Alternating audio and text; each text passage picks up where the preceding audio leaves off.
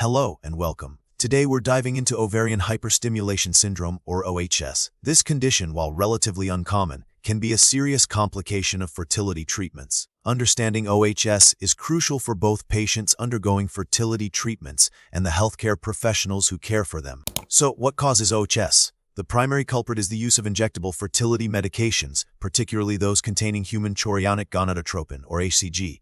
These medications stimulate the ovaries to produce multiple eggs, a key step in procedures like in vitro fertilization. However, in some cases, this stimulation can become excessive, leading to OHS. Now, let's explore the underlying mechanisms. The excessive ovarian stimulation triggers the release of a variety of vasoactive substances. These substances dramatically increase the permeability of blood vessels, especially in the ovaries and abdomen. This increased permeability allows fluid and protein to leak out of the bloodstream and accumulate in the abdominal cavity, leading to ascites and sometimes even into the chest cavity, causing pleural effusions.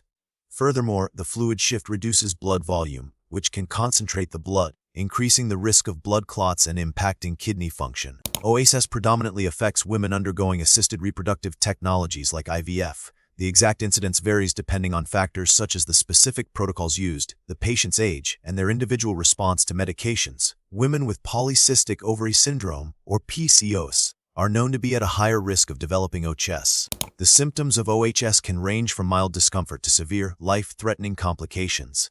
Mild OHS often presents with abdominal bloating, mild abdominal pain, and vomiting. In more severe cases, patients may experience significant weight gain due to fluid retention. Severe abdominal pain, persistent nausea and vomiting, shortness of breath, decreased urination, and even blood clots. It's vital to seek immediate medical attention if any of these severe symptoms develop. Diagnosis of OHS typically involves a physical exam, including assessing abdominal tenderness and distension. Blood tests are essential to evaluate electrolyte levels, kidney function, and blood cell counts. Ultrasound imaging of the ovaries is performed to assess their size and the presence of fluid accumulation in the abdomen. In some cases, chest X-rays may be needed to check for fluid in the lungs.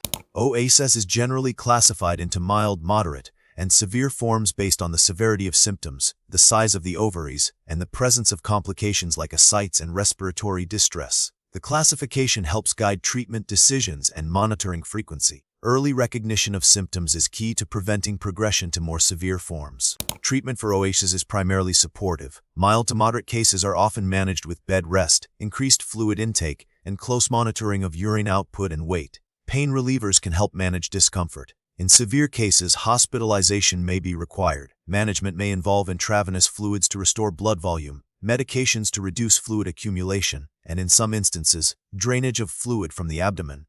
Anticoagulants may be necessary to prevent blood clots. Prevention is key to minimizing the risk of OHS. Strategies include using lower doses of stimulating medications, triggering ovulation with a GnRH agonist instead of HCG in certain patients, and coasting, which involves withholding stimulating medications for a few days when follicles are developing too rapidly. Freezing all embryos and delaying embryo transfer to a later cycle can also significantly reduce the risk of OHS. In most cases, the prognosis for OHS is excellent with prompt and appropriate management. Symptoms typically resolve within a few weeks. Recent research is focused on identifying biomarkers that can predict which women are at higher risk of developing OHS and on developing more targeted and individualized stimulation protocols to minimize this risk. Further advances in understanding the complex hormonal and vascular changes involved in OHS will pave the way for even safer and more effective fertility treatments in the future.